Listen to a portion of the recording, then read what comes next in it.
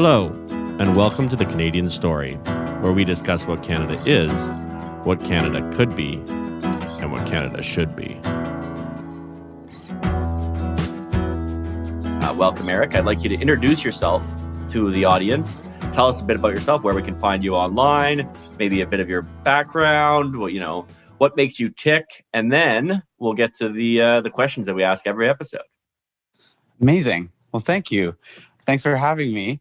My name's Eric Bolton, and I'm a musician and small business owner in Cambridge, Ontario, mostly focusing on music instruction, but also I'm a regular performing artist as well. I'm definitely on all the main social media spots, but I'm certainly more of an Instagram user than I am a Twitter or Facebook guy. So it's just Eric_Bolton. That's me. Well, thank you, Aaron. I'm really excited to have you're our first musician, which is different than our first couple of guests, which was more about politics, society, economy, natural resource extraction. But Zach and I have a cousin named Dan who is a musician, and obviously Zach music has played a huge role in his life. So to be able to have you on here to talk about something that I also find so precious as a path to joy and a way to experience emotion in a really nuanced way. I just want to hear a little bit about what music means to you before we go into the general interview. Wow. What music means to me. Music has formed my whole adult life, really. So it means a lot. Yeah, absolutely. It's, I think music has been, and I'm sure this will come up as we keep chatting, but in summary, real short, I would say music has been the most personally enlightening and therapeutic thing, while also being the biggest door opener in my life, and I think in communities worldwide. It's had a way of just presenting me to people I never would have met before, and has again formed the whole life I know now, and created a business around it, created a career around it, while also making countless friendships through it. So yeah, music has been really just a connector. I love that. A connector, which is really what it is to be human, right? To feel those energies flowing between us of loving one another, right? Like the truest Absolutely. thing of being human is to touch another person's soul through conversation, right? That's how I see it. And, maybe I describe it as energy and that sounds magical, but really it's just communication. But I like to say it in the magical ways because it gives it that spiritual undertone, which I think it kind of has. Absolutely does. It's you can't physically reach out and grab it, but it's these bridges that are built and connected just between people through countless ways. So neural pathways, reminders, like things that matter to us, right? Totally. The unspoken things. The unspoken things. There it is. Yeah, go more into that. I want to hear more about the unspoken things. I literally just made it up. So no, well, go for it. Riff on it. Let's write an essay on it right now. I would, yeah, I think music is, well, they say it's like the universal language, and it is really a way of, communication just in general creates itself in so many different ways. And music is one where you feel it before you even process it, I think. Yes. I've always thought of music as mainlining emotion. It's just you go right past the mind. Yeah, absolutely. And you go past language, you go past all these other things and these filtration devices that we all have to comprehend, but instead you feel it first. How do you think lyrics play a role in that? Because for me, in my experience with music, my personal journey with song, let's say, lyrics have been so important to me, and they've almost been, I would argue, more impactful than the musical side of it. Poetry, let's call it. But I want to hear more about how you view music as opposed to lyrics, because for me, and I think for some people, music is lyrics, but for you, music is sound. Oh man, yeah. It's actually interesting you say that, because I feel like I don't meet enough people who process the lyrics. I feel like the majority of people I meet, including musicians who I work with regularly, lyrics are a long afterthought, where I could be performing with the same people, like my band, the same song 100 times. And then it's like, maybe that 100th time that they think like, oh, like I've never really listened to that second verse before.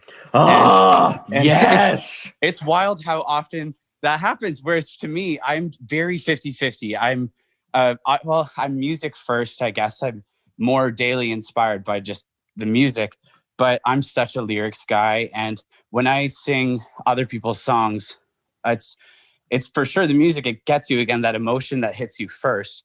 But okay, here's something I want you to talk about. Here's something I want you to talk about. That moment that you just described, when you feel a lyric for the first time after hearing a song 100 times. Describe that moment. Go. Well, for me, I'm lyrics pretty right away. I'm one of the musicians that is very lyric driven as well. So I connect so often with trying to get into the artist's mind, while also having my own interpretation of it and how it hits my own life. So it's a weird process of how does this immediately resonate with me as for whatever I've gone through in life.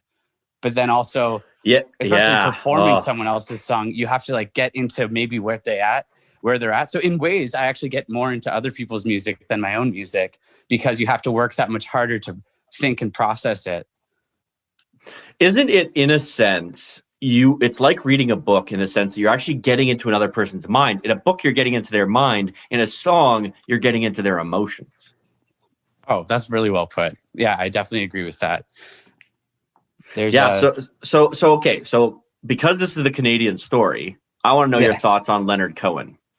Oh man, I love Leonard Cohen. Oh, isn't he just a national treasure? He is, and he's someone who I didn't get into until right close to when he passed. And there's so many artists where that's the case, where it's when you hear of their health declining or that they did pass, that you start to actually think like, oh, I've never really listened to them too much, but now they're in national news and everywhere you turn. So you start processing. So Leonard Cohen, I remember it was probably a year before he passed where I started actually listening to his music, and he's just haunting and beautiful. So amazing how he brings in stories. And actually, as a writer, I've never been a great storyteller. So it's funny, we're on a podcast called The Canadian Story, but I've never been a fantastic storyteller. And I think the songwriters I admire the most are storytellers. And Leonard Cohen was a great storyteller. Oh, man.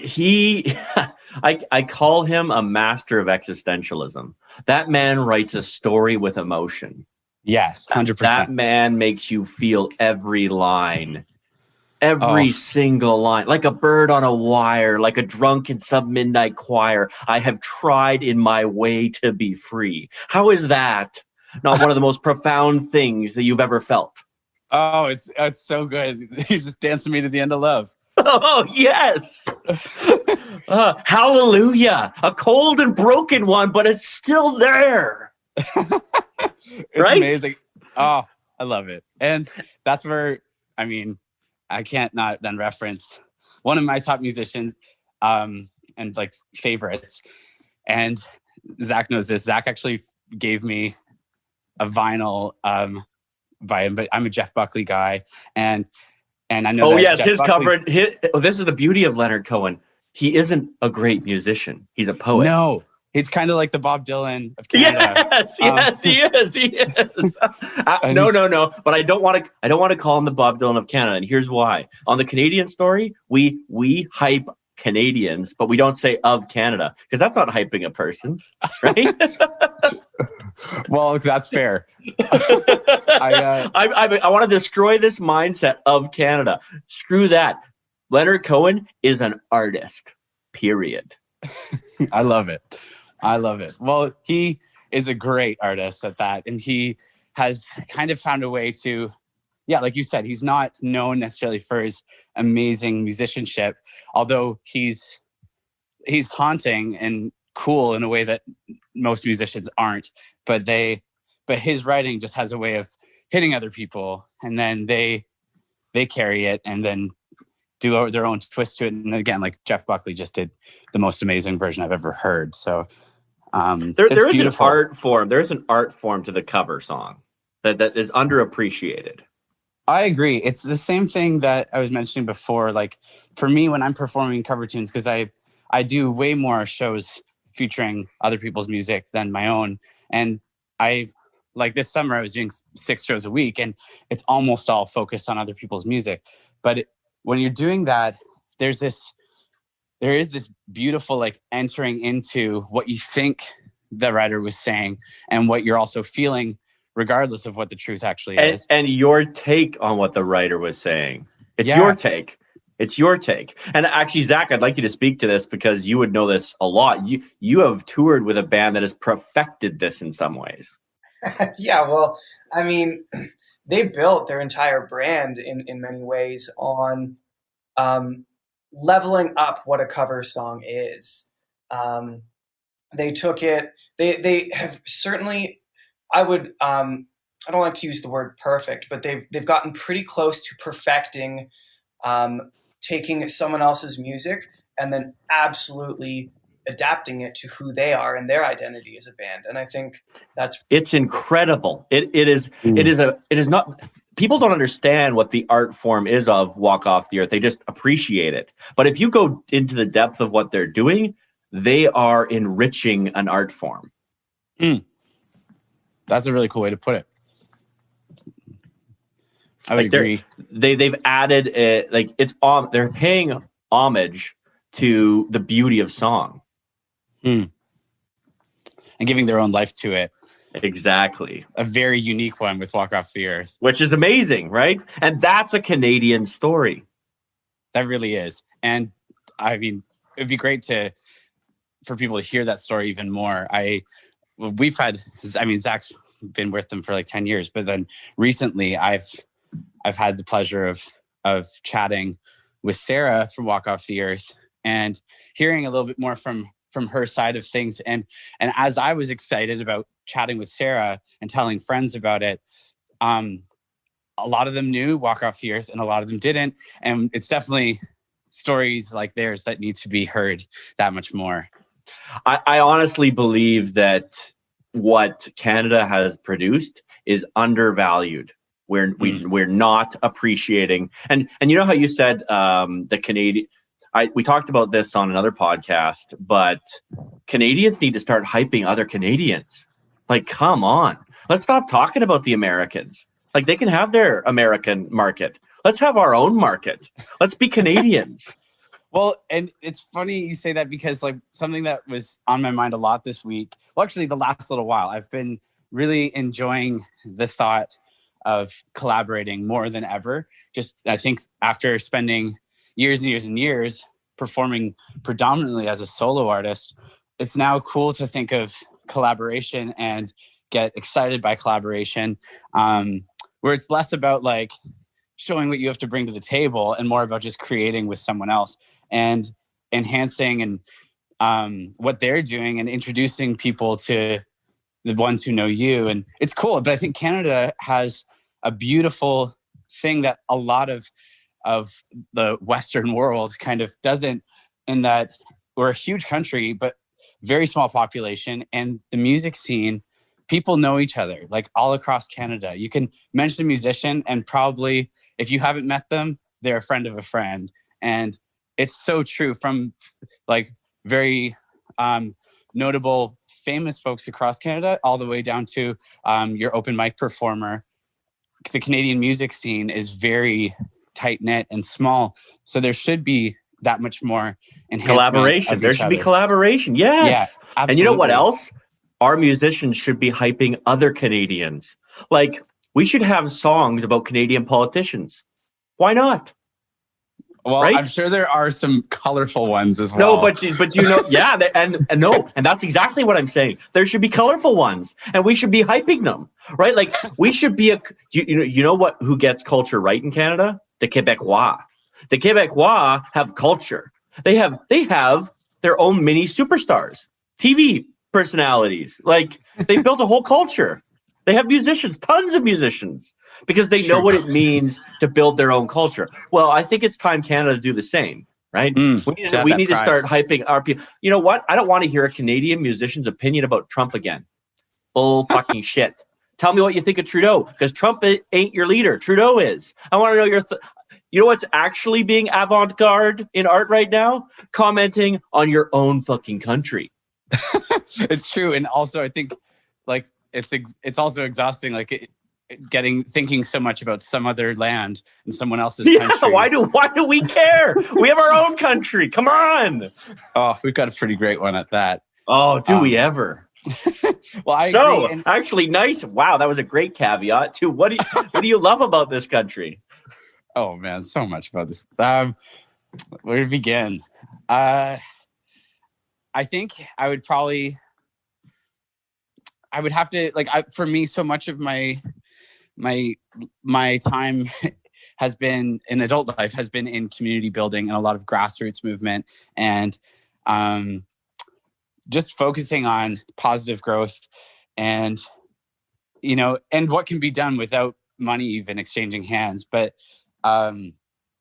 Canada, I think, is just, again, it's small enough in a way as far as the amount of people where you can really get to know a community, and a community can be highlighted on a national level. Even if it's like a small community, there's still this beautiful way that you can know it. And we hear again, the CBC is amazing for it, but you can get coverage and chat about all these different communities all across Canada. And it just seems like it could be anyone's stage and anyone's platform, because there's just such an open space. Whereas I think everything would get diluted if we had, something like the state's population. Eric, do you mind if I tie that to actually an earlier episode of the Canadian Story, where it was said totally different by someone else, where they said, what I love about Canada is that it's pretty flat. If you try hard at stuff, you can achieve things. Right? Yes, this is 100%. A land of opportunity. Yes, absolutely it is.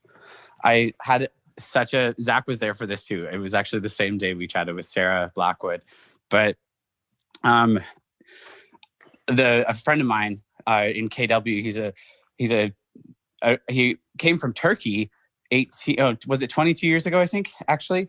And he has this incredible story of immigrating here as a refugee and being already in his adult life and switching countries, continents even, and still being able to pursue a career such as music, and with passion, leading the way, and having still it's never been said to be a great idea to dive into the arts as a career choice. But you know what?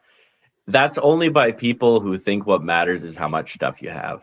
It's true, but what's amazing is that even with something that could be as high risk as far as finances go as the arts, someone like Janae, who my friend there, he was able to even come here late to the game in a way and still carve out a career following his passion in the arts. Canada is absolutely... Wow. Yeah, no, we are how great is that? Anybody from anywhere. Oh, and you know what that is? We are a nation of entrepreneurs, and we've forgotten who we are. Oh, this past year, actually, on that note, it pains me the amount of actually it's ultimately, I think, going to a good place, but it's pained me for years, the lack of general support for small businesses and shopping local. Well, do you know why there's a lack of support? Because they're unorganized. Nobody has brought them together and said somebody needs to speak for us, for just us, right? And nobody's been doing it because nobody's come along. And that's one of the things that I've committed my life to, is I want to start speaking. I want to start promoting small business at no cost. I'm going to gain. I mean, as we talked about before the episode started, I'm going to gain so much because every conversation is an enrichment of my life. But that's my benefit. I want to promote every Canadian small businessman, every Canadian artist we can. I want this to become the hype show for Canadians, for just your people who love this country. That's what I want. People who love this country and love excellence in what they love. Oh, that's great. That's it. And that's a beautiful, beautiful motive. And I think it's something that's like, again, Canada has this open market, like room for collaboration. And I don't think it's that people don't want to do things. I think it's that they just don't realize what's there. And there's a lot of education that I think even Canadians need to just utilize their communities better and be, instead of always looking to larger things and other places and other people, instead it's like, how could you actually look at what's right there in your communities? A few years ago, I think it was 5 years now, I started up a local community support, small business push celebration sort of thing called Galt Love.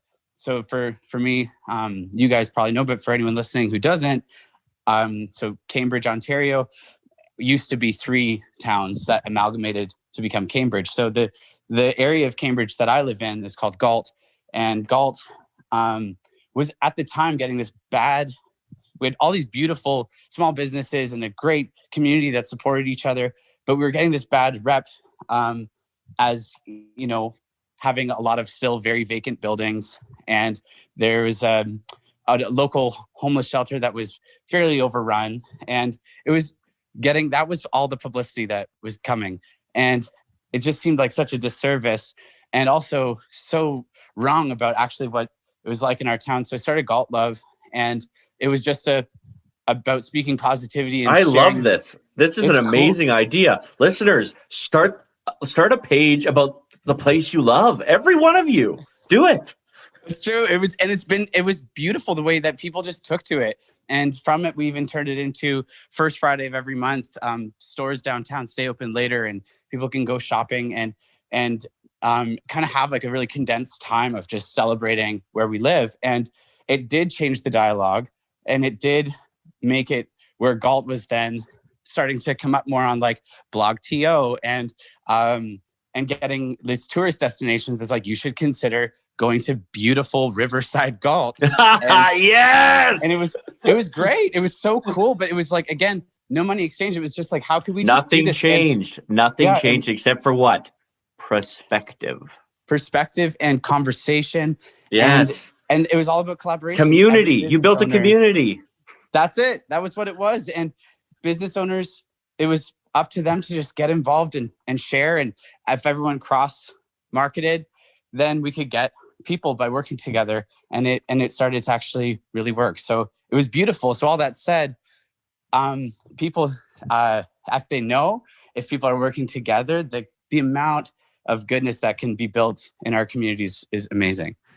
Can I say a few things about that? Because I think that's one of the most important points that's been made on this podcast so far. And I want people to listen very clearly to what I'm about to say. Community is better than the sum of its parts. Community becomes bigger than just the individuals involved. It becomes something itself. And if you build a community, you build something that lasts, and it's not just about you anymore. You're standing side by side with a group of people and saying, we have a mission to love one another, and we're going to do it. Oh, I love that. We have a responsibility to love one another as well. Yes. I think that's so great. And responsibility is an important word here, people. Like, you need to be a little bit harder on yourself, everyone. Stop being so butthurt and start thinking about how you can love others. And you know what? You'll be happier. Oh man. Okay. I want to stick to the positive, like we're talking about here. And I think, but one of the things that was really eating at me this throughout 2020 in the conversation of lockdowns and closures and small business hardness and everything. It was, I'm not going to dwell on this, but one thing that was such a pet peeve was that for years, myself and so many others have tried to be advocates for our small businesses and raise awareness. And the amount of like people that kind of never really do take that and run with it, like the amount of people who still, despite efforts to, shop local, they don't do it. They're still going to keep going to the bigger stores and things like that. Those same people were using arguments throughout the COVID pandemic but look what this is doing to our small businesses. Oh, And I know, it was right? so painful because to me, I'm like, oh no. Like our small businesses have needed you long before the pandemic, and you weren't showing up then either. No. I mean, that's all rhetoric, right? That's the thing. It's not like we don't need rhetoric anymore. We need action. Yes, we become exactly. a society. We become a society of critics. Not interested in criticism anymore. If you want to criticize people, go talk to someone else. But if you want to tell me something good and you want to build something, welcome to the show. I'll give you a time of day. But there's my podcasting partner on my other podcast, Really True Fiction, has a line that I absolutely love. It's called Temperate Impatience. I'm no longer going to put up with people's pity parties. I'm so hard done by, or, oh, look at how awful the world is. You can say those things if you want. I'm just not going to listen. I want to hear what's going on, what you're building. Well, tell me about your joy.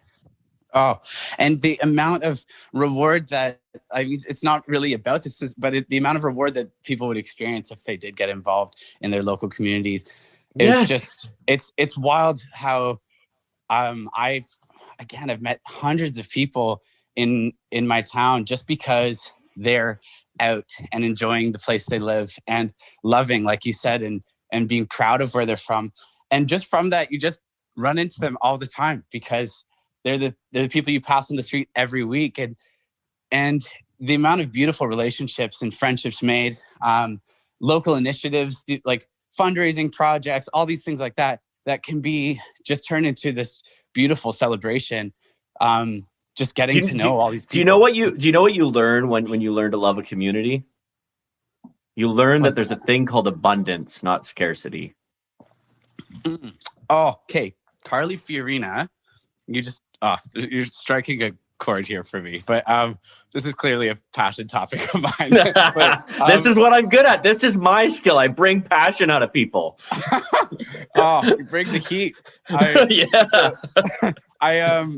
Carly Fiorina, when she was, I saw her at, was it Global Leadership Summit? I'm trying to think what it was, but I heard her speak and it was beautiful. And I've mentioned it so many times before because it's never left me, that the world's greatest unlimited resource is human potential. And, yes. And that what we have to do should always be within our communities and our businesses and our families and our friendships. How can we unlock potential in others? And the things that could be done, it's pretty mind-boggling. And even like if you bring it back to music collaboration, just the things that could happen if you're unlocking and just saying, what if we tap into this and just see where it goes? You know what? I'm tired of people acting like realism matters. Love wins, guys. Abundance creates innovation. You know how long the realists have been saying that we were all going to starve because we wouldn't be able to grow enough food for all the humans? They've been saying it for 200 years. And you know what? We've been beating the odds every time because that's what humans do. We find abundance. I love that. Abundance is such a good word. I know. That's the word of the year, man. That's the word of 2021. Abundance. I love it. You're setting the bar right now for the rest of the I year. am. And I expect abundance from you, and I expect abundance for Zach, and I expect abundance from me, because I'm going to open myself up to the universe, and I'm not going to say, can I cling to the little things I want? Can I keep what I have? No. I'm opening myself up to more. That's so good. And it is kind of that adventure of it as well. That's just immediately rewarding by just, if you're open to it, the unknown of where this could lead is exciting in itself. And then when you start to see things come together, or you meet someone you never thought you'd meet, and just because you were open to seeing what could be built, it's pretty amazing. And so it's immediate reward, even though sometimes like can also seem daunting if you're taking on it can feel like a lot of work, right? But the thing is, don't think about, this is a thing that I think about a lot. I've decided I'm not going to be a goal-oriented person anymore. I'm going to be a process-directed person. I'm going to love the process of building community so that I'm not just waiting until the community is built, right? Because then I'm always building community and I'm loving doing it. And the community will take care of itself. Oh, yeah. I believe in that. There's another a group locally saying a similar thought, and their wording was respecting the process. And there's been countless times in my life where I've kind of sat back and been like, holy, this never would have happened if I didn't decide years ago to pursue my passion of music. Like it was interesting because just by saying, what if we do that? I always loved working with people, but didn't really know exactly what I wanted to do, but I knew I loved music and decided to take a leap into that instead of going post-secondary for medicine, which is what I was going to do. Right. But instead of doing that, I was like, no, I want to see where this can go. And then it was a point a few years ago where I looked back and I thought, man, I've met just so many people in the community. I've been able to work with wealthy folks for their galas or their house parties. And I've also been able to work with folks who music is more just like that end of week celebration at your local or pub the night at the bar. Yeah, or else where music can be used as a gathering point for people so you can raise funds for your community. Yes. So it's like you can sing alongside someone who is there needing housing or needing a shelter built or something like that. Our hospital wing in Cambridge was being totally built up and lots of opportunities to use music to help with that. And it's just none of those things would have happened. You never would have had opportunities to contribute to the community in such a way. Maybe there would have been another avenue, but for me, that was the avenue of just simply saying, what if I pursued this passion of music? And what it ultimately did was open up opportunities to meet people and connect with people, and then eventually help shape a better community and a better future for our city. Eric, one of the things I want to thank you for, that I told you were going to give me a treasure in this conversation.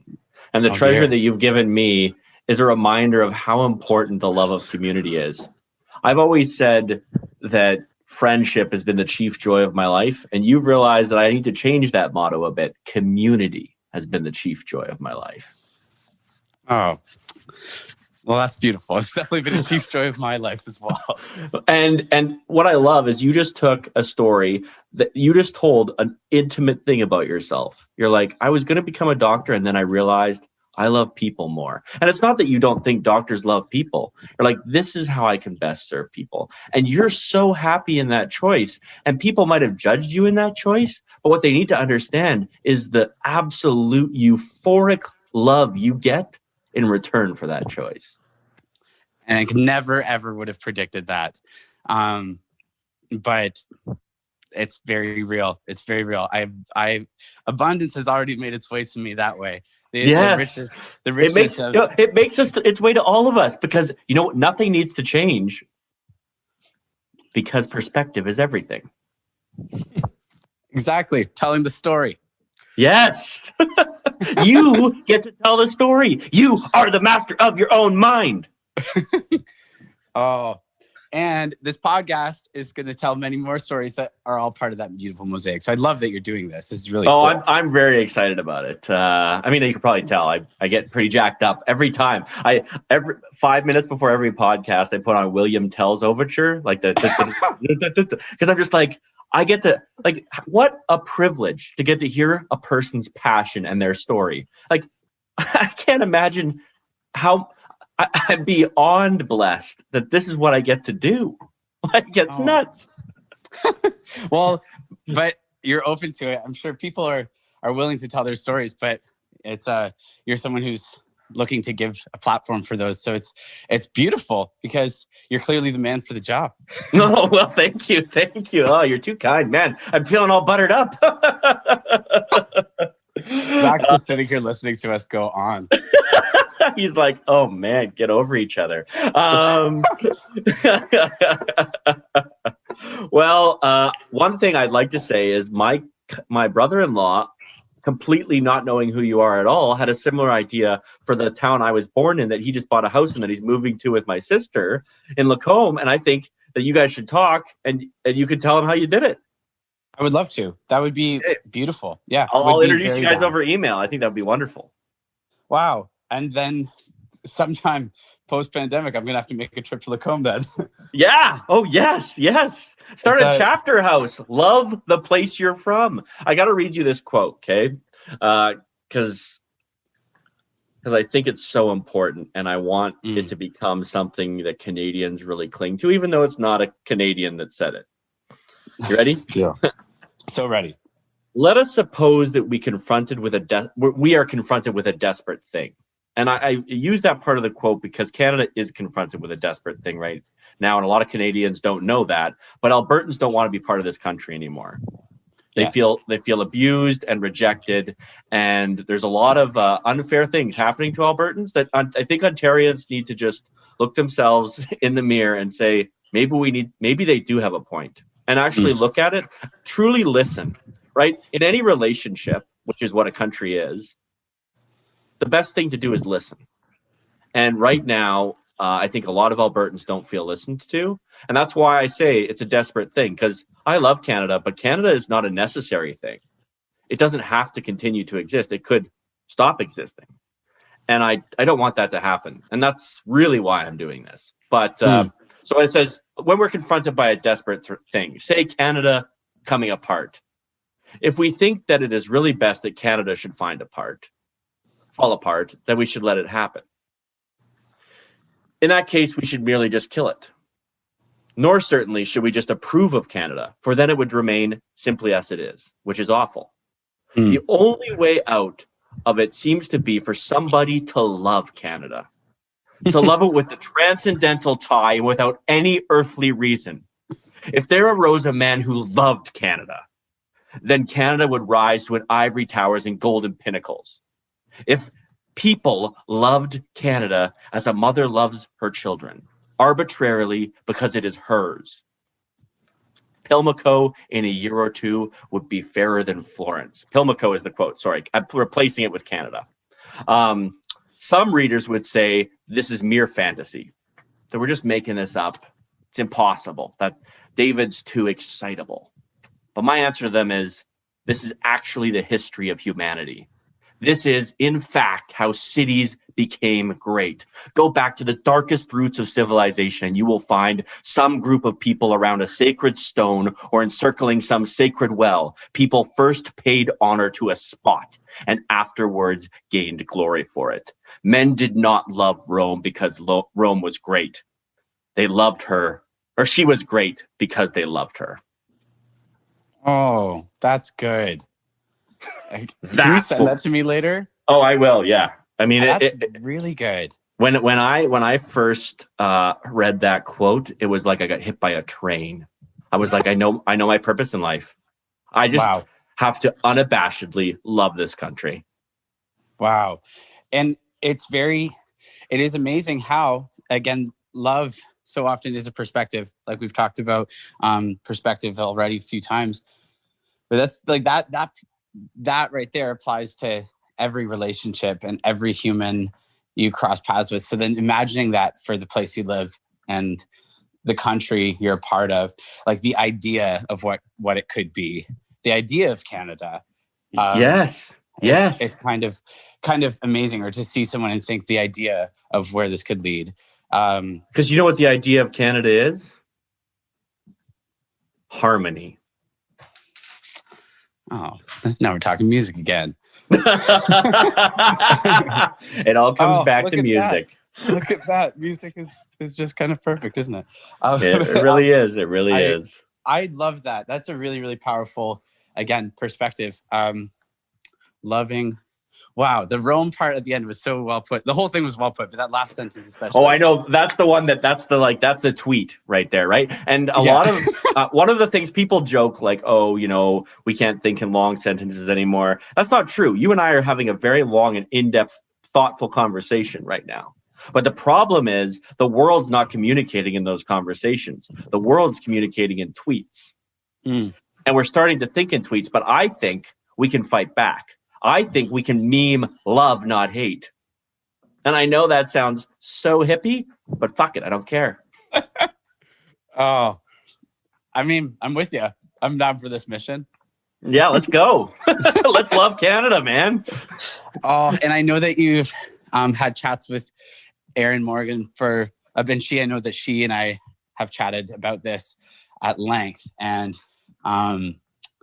man, like there's even just so many reports done of like how even this past year has forced people to break certain habits and cycles. And it's such an opportunity to reinvest and reimagine what our nation could be and what our communities could be. Man, 2 years ago, I was abusing alcohol. I smoked a pack a day. I was 30 pounds heavier than I am now. And every morning I hated my life. If I can change to where I am now and I'm talking on an internal level, who cares about the material or anything like that? If I can change that quickly, imagine what would happen if a country loved itself. We would become legendary. Oh, and I think there's a beautiful... And I think Cambridge, Ontario's community that you've been helping develop should be a model for the small towns of this country. Oh, wow. Well, that would be an honor. We have still lots of work to do, but I think it's something that I wish was taken. Let's make it happen. Why not? We have nothing else to do.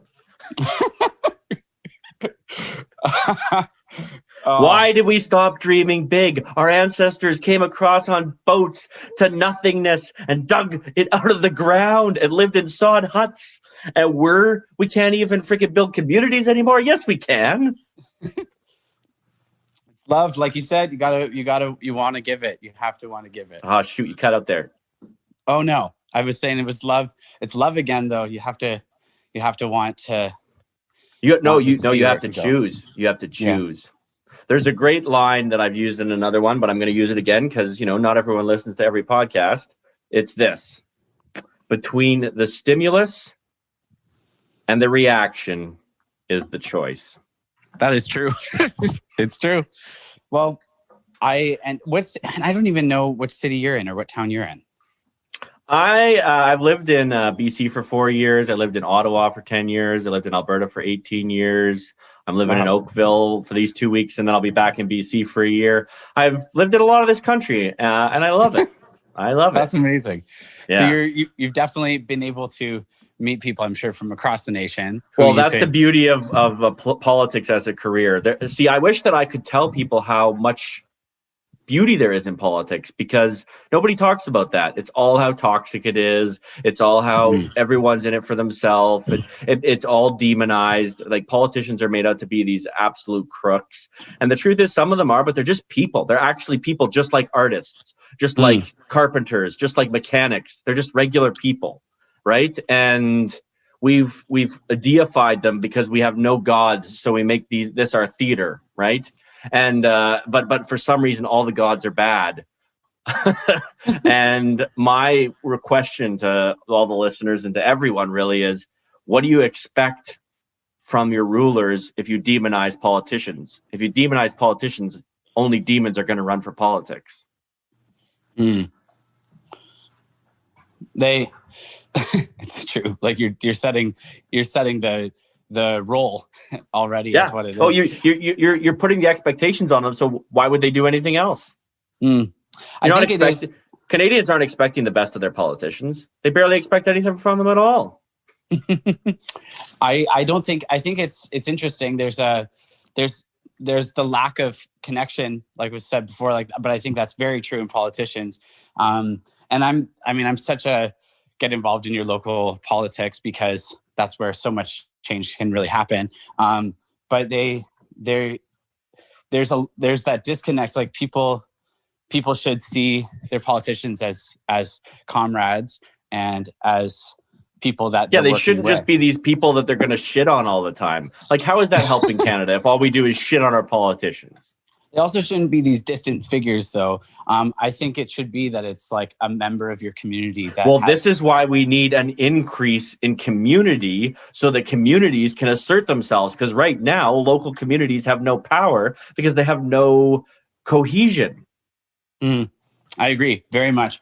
And I think politics is a strong example of where that plays out. But politics is just a tool. Politics is a tool, right? And it can be used for good or ill. Let's start using it for good. Let's organize communities and elect good politicians that we know have the character to stand up under fire. Why not? I think it comes to then the onus of every citizen to be involved. Take some responsibility, citizens. Yeah.